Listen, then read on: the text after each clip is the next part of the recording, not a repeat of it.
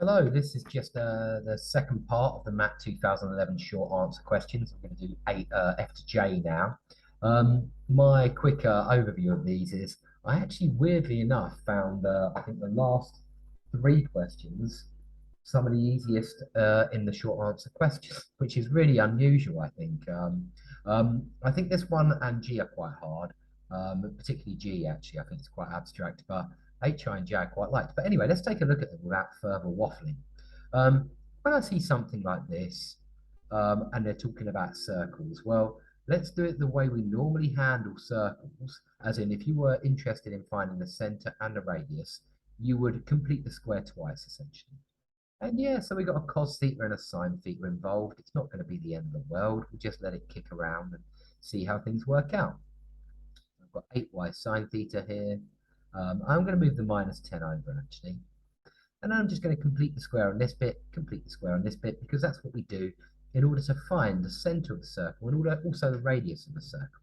Now, they're asking when it represents a circle. So we'll talk about why it might not represent a circle in a second. But half that, half of the coefficient of x there is 2 cos theta. And then I'm going to subtract that squared, so minus 4 cos squared theta. Same over here, I'm going to halve it, square it, and subtract 16 sine squared theta. That equals minus 10.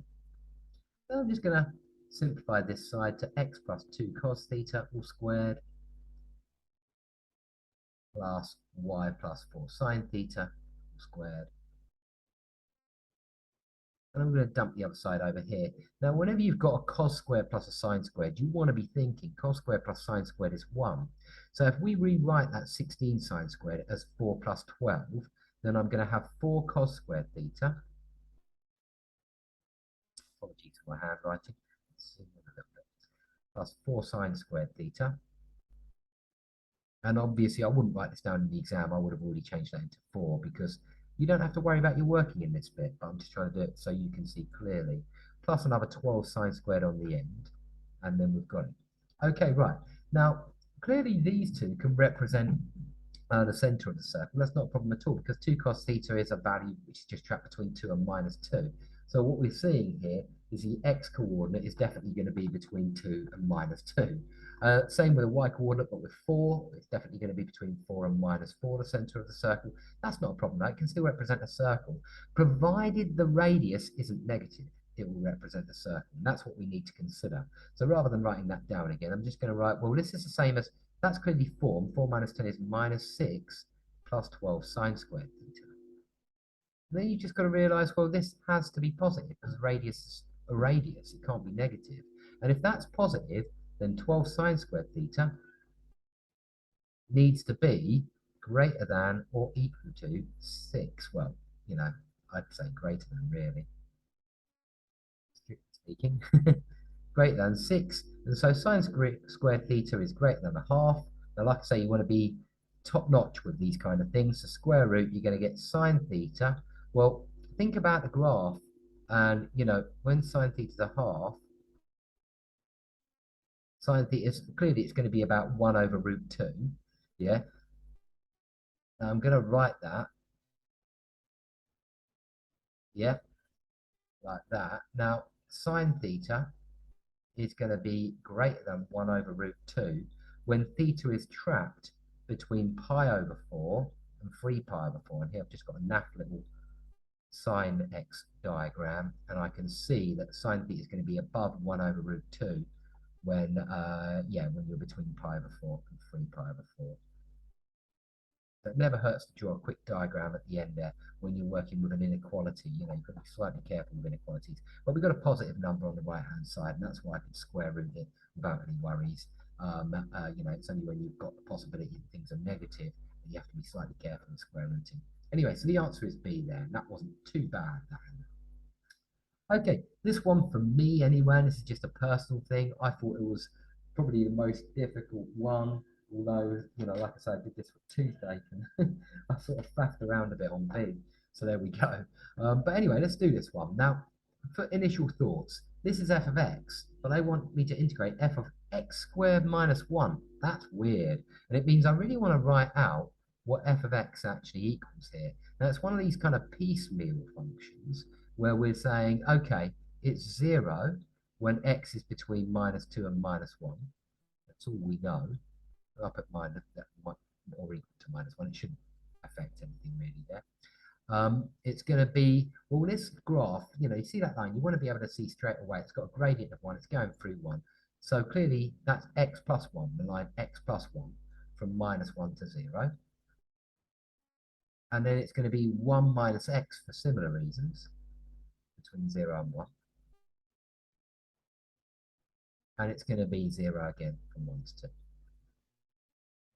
Now, I'm going to try and engineer basically what f of x squared minus 1 equals here just by replacing x with x squared minus 1. You notice how often I've done that in this paper. Just use that principle. I can replace x with x squared minus 1. Or earlier, I think we replaced n's with n plus 1s. And we replaced, there's so many situations anyway where you replace in this kind of function situation. Okay, so I'm just going to replace all x's with x squared minus 1s. Now, if we look at this first statement, I think this is clearly a contradiction because x squared minus 1 is always going to be minus 1 or bigger. Think of the graph y equals x squared minus 1. It's a quadratic. The range is y is greater than or equal to minus 1. So I don't think this could actually be between minus 2 and minus 1. So I can almost scribble out that line because it's introducing a contradiction.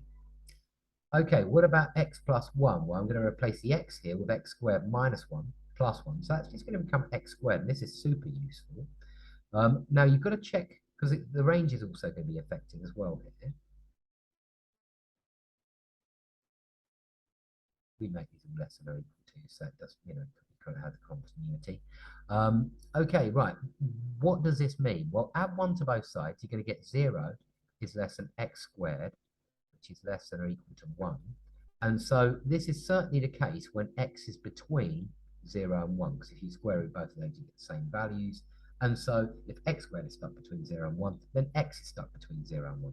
That's going to be super useful, because it means that if I want to integrate this, I'm really integrating x squared from 0 to, well, I can at least integrate that from 0 to 1 for x squared. So that's kind of useful.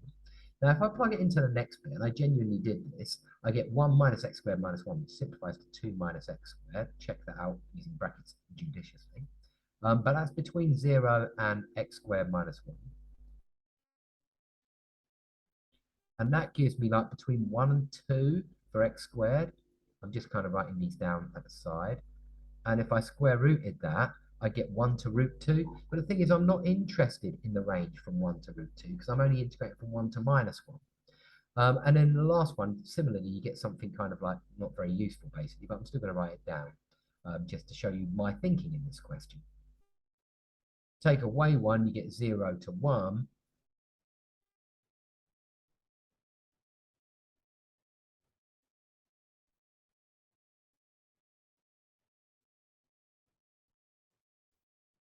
And we're not going to end up with anything too useful here, because we end up with a contradiction, essentially.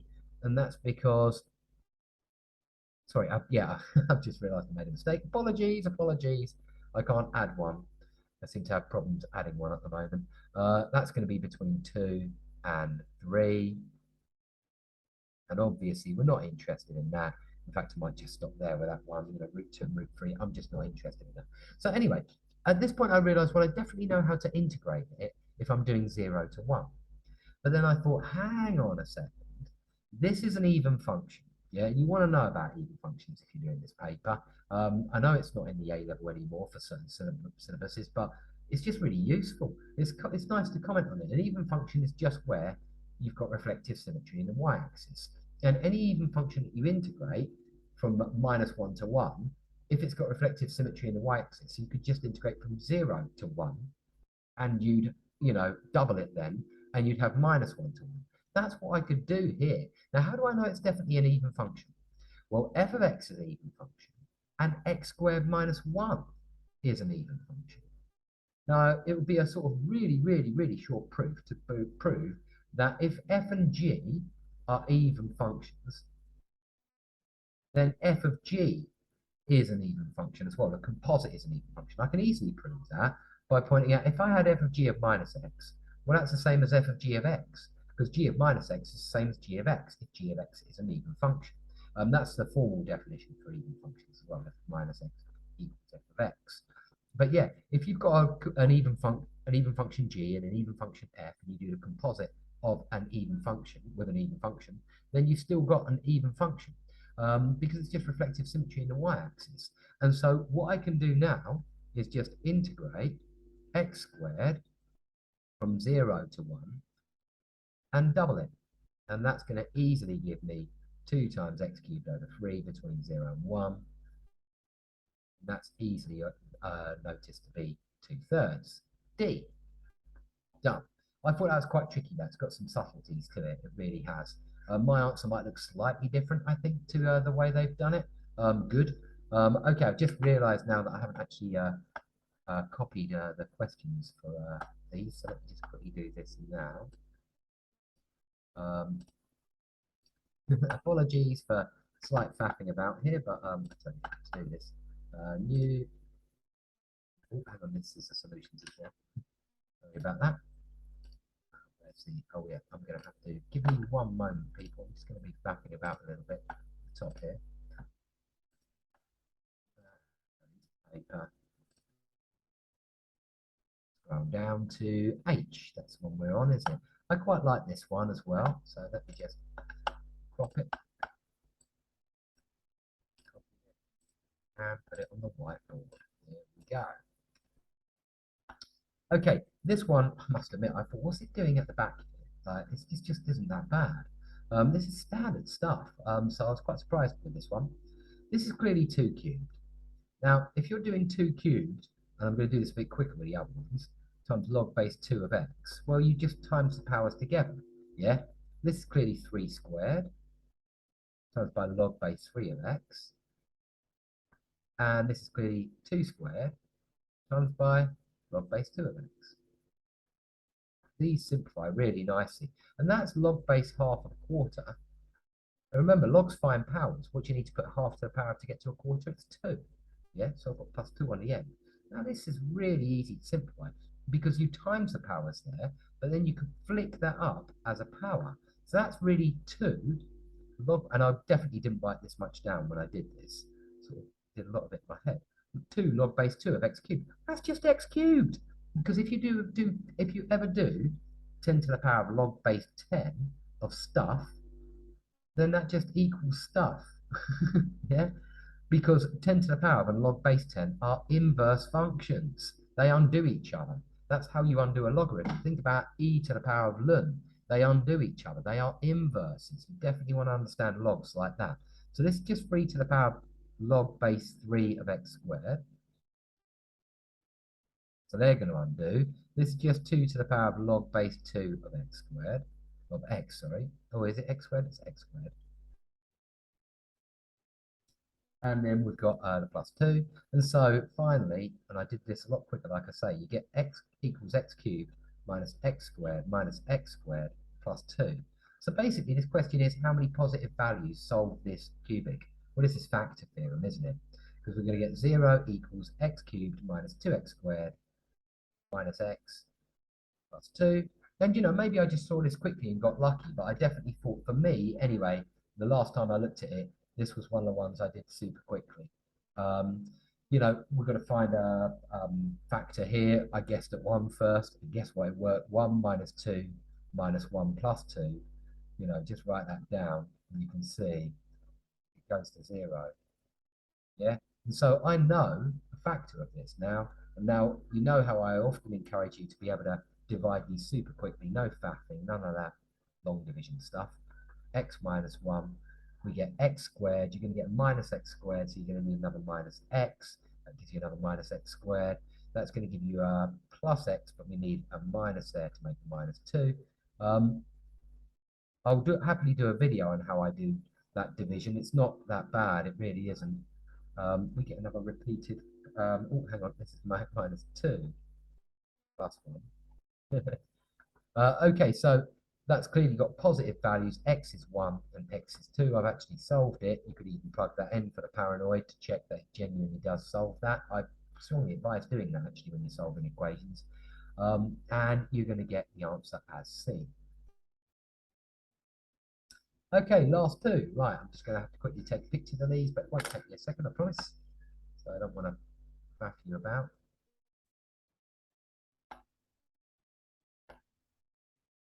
Go. What we got next? Let's take a picture of both of these actually, because we end up having to do this. Yeah. Go. Copy, and then let's copy it over. Okay. So both of these I liked. My initial reaction to this one was straight away, let's write cos to the 6 as 1 minus sine to the 6, 1 minus sine squared to the 6, sorry, and then just proceed to do the binomials. 1 minus sine squared cubed, sorry. I write it as sine to the power of 8. And then I thought about this as cos squared x cubed, yeah, which is naturally 1 minus sine squared x cubed.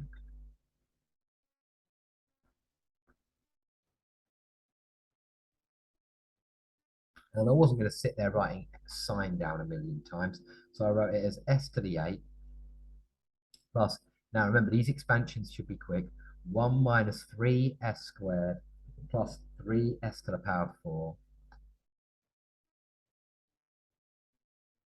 minus s to the power of 6 1. Yeah, you want to be able to do those quick, don't you? It's got to be quick for those kind of like quick powers of 3 or powers of 4 with a Pascal's coefficients. Don't forget the negative and how that works. And then the ones are going to cancel, and you're going to be left with s to the 8 minus s to the 6 minus 3s plus 3s to the 4 minus 3s squared equals 0. Naturally, we're going to take out an s squared there. Yeah, maybe this is harder than I thought, but I got to the answer quickly here, and I always think, how quickly did I get to the answer? That's how difficult I think of it as. Plus 3s squared minus 3. But you know, how many times in this paper, in these short answers, have we used factor theorem? Loads, yeah? You know, casual factor theorem where you just try and find a factor. So make sure you're happy with factor theorem.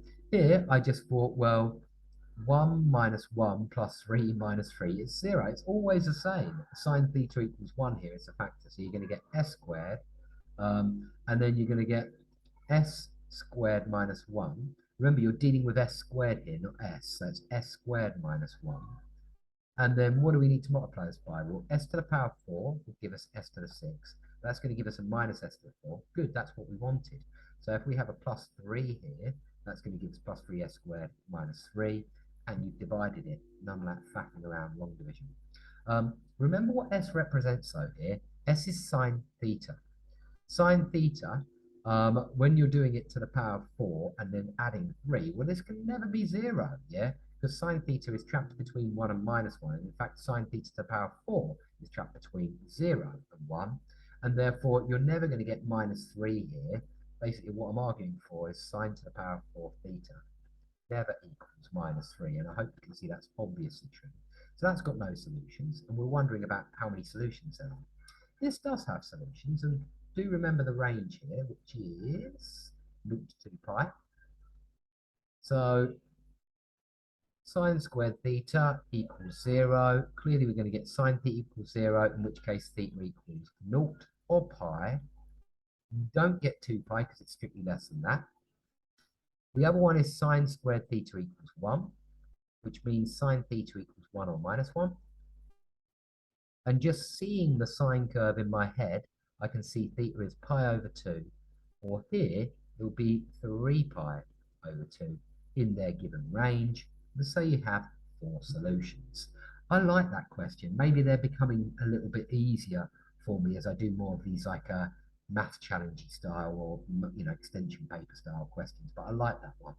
And I didn't mind this one either. I really didn't. And I normally hate J on these papers. Practically every other paper you do, I and J, one of them will really get to me, as in like, you know, they'll say you've got to do it in 6 minutes, and I'll think, okay, it took me about 15 or 20, you know, and I got it wrong.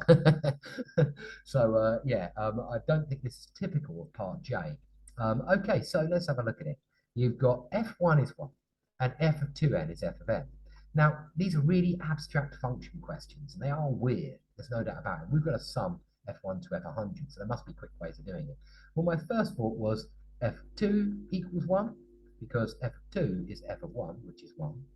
And I could do that for f4, f of 8,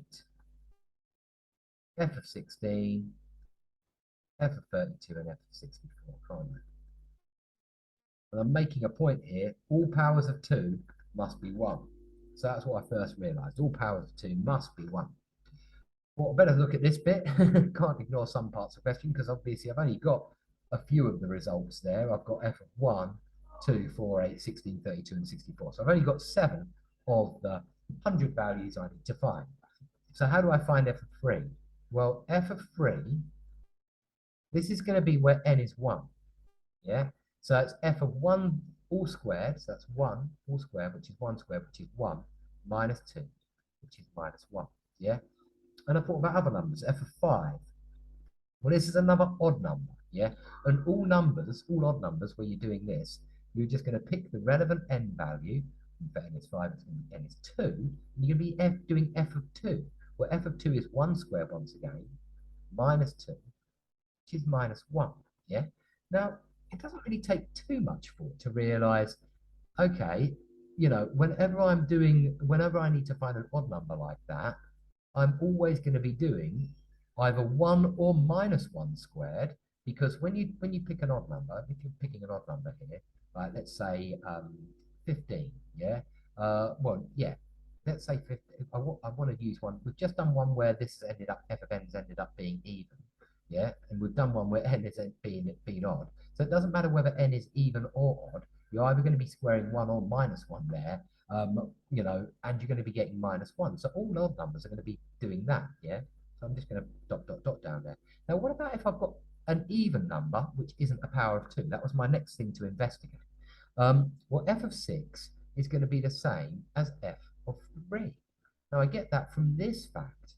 And f of 3 is minus 1. In other words, any even number with an odd factor is also going to be minus 1.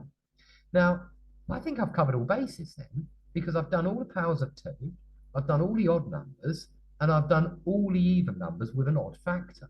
That's all the natural numbers. That's all the numbers from 1 to 100.